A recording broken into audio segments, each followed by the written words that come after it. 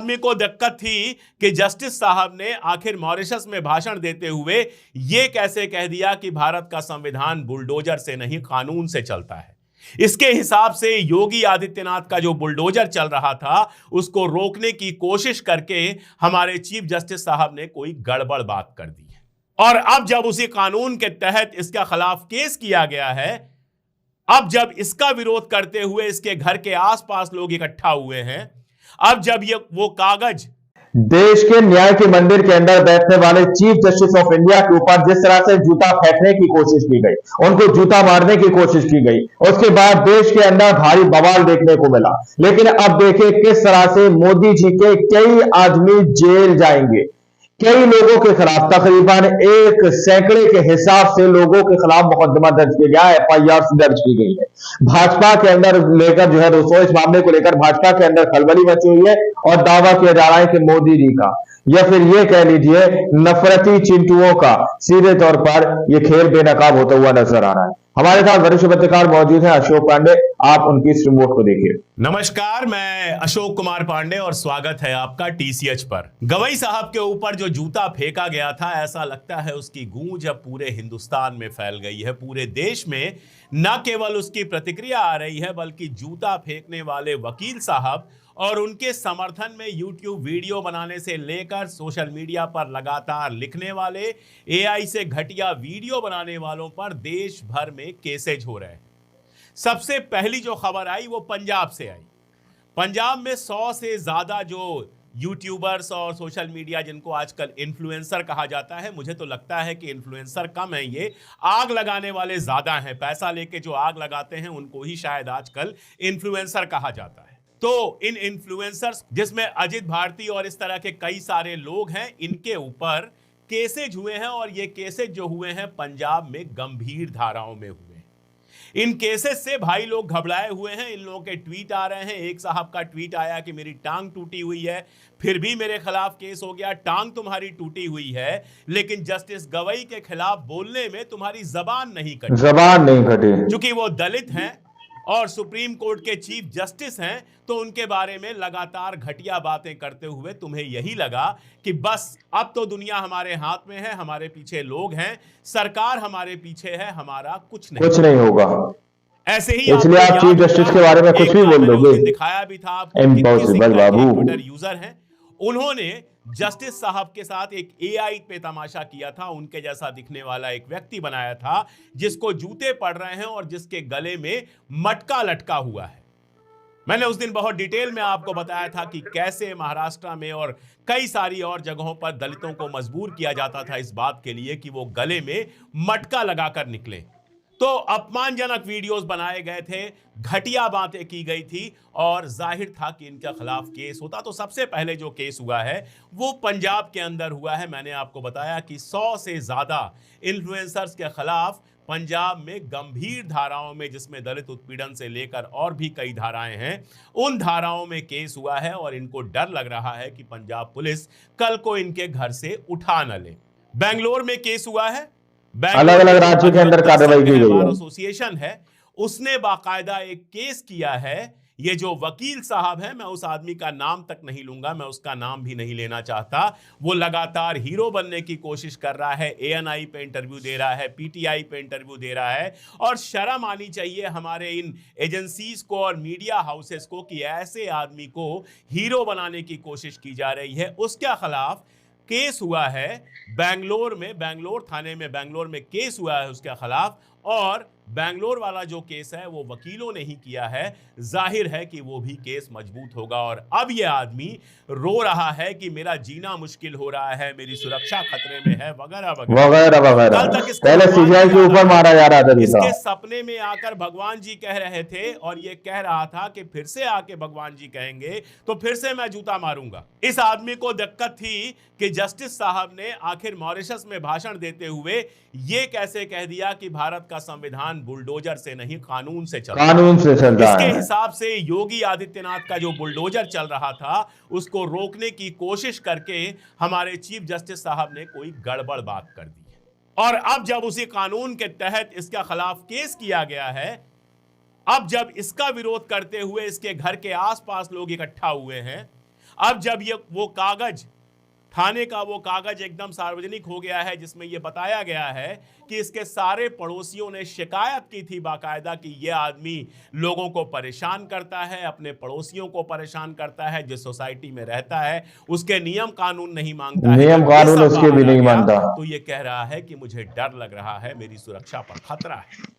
जज साहब ने तो बड़ा दिल दिखाया। अभी हाल में उनका एक बयान लाइव ला पर आया है जिसमें उन्होंने कहा है कि हमारे लिए ये सब घटना जो है वो बीती हुई बात हो गई, हम इसको कोई महत्व नहीं देंगे। लेकिन मैंने उस दिन भी कहा था कि जज साहब निजी तौर पे माफ कर सकते हैं, लेकिन जिस तरह से हमारे देश के संविधान का अपमान हुआ था, हमारे देश के चीफ जस्टिस का जिस तरह से अपमान हुआ था, और जिस तरह से सनातन का नाम लेकर हमारे देश के संविधान के अपमान करने की कोशिश की गई थी, और उसके बाद जस्टिस साहब की जाति को लेकर जिस तरह से लगातार सोशल मीडिया पोस्ट आई थी, वो माफ किए जाने लायक चीज नहीं है। उसमें माफ कर देने का मतलब सिर्फ एक बात होगी कि आपने इसकी खुली छूट दे दी। सोशल मीडिया हैंडल्स पे इतना गंदा गंदा लिखा गया जो मैं अपनी जबान पर ला नहीं सकता। बताइए चीफ जस्टिस के बारे में। किसी की भी किसी बात से असहमत हो सकते हैं। मान लीजिए जस्टिस साहब ने एक बात कही, आप उससे असहमत हो सकते हैं, लेकिन असहमति को व्यक्त करने का भी एक तरीका होता है। हम भी सरकार के खिलाफ हैं। इसका मतलब यह नहीं कि मोदी जी और अमित शाह को गालियां देंगे, इसका मतलब यह नहीं कि उनके ऊपर कोई व्यक्तिगत टिप्पणी करेंगे, लेकिन यहां व्यक्तिगत उनकी जाति पर टिप्पणियां की गई, घटिया बात की गई। और यह कोई इकलौता मामला नहीं है। मैं आपको ग्वालियर का एक मामला याद दिलाता हूं। ग्वालियर में लंबे समय से एक विवाद चल रहा है, पहले भी उस पर एक वीडियो मैंने किया था। विवाद कुल मिलाजुलाकर यह है कि हाईकोर्ट के परिसर में कुछ वकील जो हैं वो बाबा साहब अंबेडकर की मूर्ति लगाना चाहते हैं। अब वकीलों का एक दूसरा खेमा जो जाहिर तौर पर सवर्णवाद से पीड़ित है, जिसको दलितों से दिक्कत है, बाबा साहब से दिक्कत है, वो हाईकोर्ट परिसर में बाबा साहब की प्रतिमा लगाने का विरोध कर रहा है। यह काफी लंबा चला मामला, कोर्ट में भी गया, बहुत सारी चीजें आई, इधर उधर हुआ। इसी मामले में आगे यह हुआ कि अनिल मिश्रा नाम के एक वकील हैं जिन्होंने बाकायदा एक बयान दिया, और उस बयान में उन्होंने बाबा साहब के लिए आपत्तिजनक शब्दों जबान नहीं घटी। और कुल मिलाजुलाकर ये लोग कह रहे हैं कि बाबा साहब तो अंग्रेजों के गुलाम थे और संविधान तो बीएन राव ने बनाया है। ये इनका लॉजिक है। आप जरा सा 2 मिनट अगर सोच लेंगे तो समझ में आ जाएगा कि इस लॉजिक में कितना दम है और कितना कुछ नहीं होगा। बीएन राव साहब, इसलिए आप चीफ जस्टिस के बारे में कुछ भी बोल दोगे। थे कौन? इम्पॉसिबल बाबू। की बाकायदा नौकरी करने वाले थे, वो तो बाकायदा अंग्रेज सरकार की नौकरी करते थे। कौन से बीएन राव आजादी की लड़ाई में लड़े थे भाई? बाबा साहब से सवाल पूछ रहे हो, लेकिन बीएन राव से सवाल नहीं पूछ रहे हो सिर्फ इसलिए क्योंकि बीएन राव की जाति ब्राह्मण थी। बाबा साहब ने संविधान नहीं बनाया था, लेकिन सलाहकार जिनको बनाया गया था बीएन राव, उन्होंने संविधान बनाया था। बहुत सीधी सी बात है कि संविधान और आरक्षण से दिक्कत है। अनिल मिश्रा का जो एक ट्वीट आया है, एक बयान जो आया है, जो आपके सामने लगा हुआ है इस समय, उसको आप देख सकते हैं। उसमें वो कहते हैं, we the devoted followers of Sanatan Dharma stand as the fearless army of कल्कि अवतार। वो संविधान की आर्मी नहीं है, वो कल्कि अवतार की आर्मी है। यूनाइटेड वी फाइट द दानवास of Kalyug the so called नीले कबूतर। नीले कबूतर मतलब अलग अलग राज्यों के अंदर कार्रवाई की गई है, मतलब संविधान को मानने वाले। तो संविधान के मानने वालों को वो नीला कबूतर कह रहे हैं और कह रहे हैं कि हम उनसे लड़ेंगे, हम उनके सामने खड़े हैं। यानी सीधी सी बात है कि संविधान के ये विरोधी हैं। इसके आगे जो इनको दिक्कत है वो किससे दिक्कत है कि नो रिजर्वेशन विल रिमेन। जब नीले कबूतरों को मार देंगे, ये संविधानवादियों को हटा देंगे, अंबेडकरवादियों को हटा देंगे, तो कोई रिजर्वेशन नहीं होगा। सारी दिक्कत इनके रिजर्वेशन से। तो इनसे सवाल पूछना चाहिए कि अगर बीएन राव को आप संविधान का निर्माता मानते हो, तो रिजर्वेशन का जो कंसेप्ट है वो तो संविधान में ही आया है। चलिए थोड़ी देर के लिए मान लेते हैं कि बाबा साहब ने संविधान नहीं बनाया, मान लेते हैं बीएन राव ने संविधान वगैरह। तो पहले सीबीआई के ऊपर मारा जा रहा था। आरक्षण की व्यवस्था दी, क्योंकि चाहे बीएन राव बनाए, चाहे बाबा साहब बनाए, चाहे पंडित नेहरू बनाए, चाहे मौलाना आजाद बनाए, और चाहे अनिल मिश्रा के दादाजी बनाए, जिसने भी संविधान बनाया है, जितने लोग संविधान के बनाने में लगे रहे हैं, जितनी पूरी संविधान सभा और सारे लोग जो संविधान को बनाने में लगे रहे, कानून से सबने मिलजुल कर संविधान बनाया। और उसके बाद उसी संविधान से आरक्षण का कंसेप्ट आया और उसी संविधान के आधार पर आरक्षण दिया जाता है। और इनको दिक्कत आरक्षण से है, तो जाहिर सी बात है कि इनको बीएन राव से कोई प्रेम नहीं है। इनको आरक्षण से दिक्कत है, ये संविधान के विरोधी लोग हैं।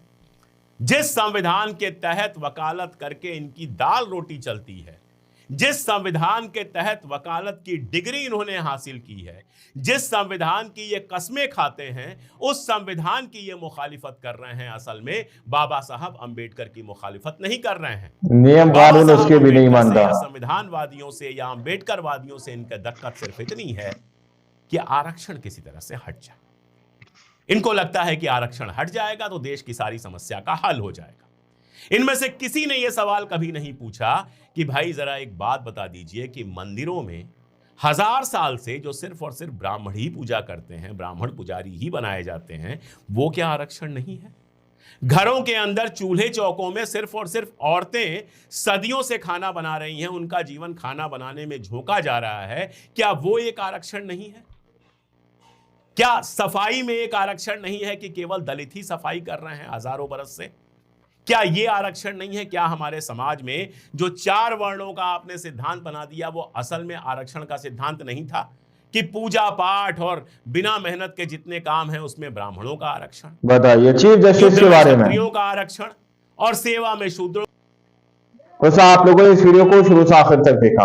वीडियो के अंदर साफ तौर पर बात की गई है कि किस तरह से चीफ जस्टिस ऑफ इंडिया के ऊपर जूता फेंका गया, लेकिन उन्होंने माफ कर दिया। लेकिन फिर से वही शख्स इस तरह की बयानबाजी कहता हुआ नजर आ रहा है कि मेरे सपने में भगवान आए थे और उन्होंने मुझसे कहा था भगवान मुझसे कहेंगे मैं फिर जूता मारूंगा। इस तरह की बात वो शख्स कहता हुआ नजर आ रहा है। हालांकि चीफ जस्टिस ऑफ इंडिया ने अपना बड़ा दिन दिखाकर ये मामला जो है रफा दफा करने की कोशिश की थी, लेकिन दोस्तों देश के न्याय पसंद जो लोग हैं, जो यहाँ के संविधान को फॉलो करने वाले लोग हैं, उन्होंने कहा कि यह घटना कोई सामान्य घटना नहीं है, यह घटना एक आसान घटना नहीं है और ना ये घटना यही हुई है, बल्कि ये साजिश के तहत हुआ मामला। दोस्तों इस तरह से उन लोगों का मानना है और उन लोगों ने जो है उस शख्स का जिसने जूता फेंकने की कोशिश की उसके घर का घेराव किया।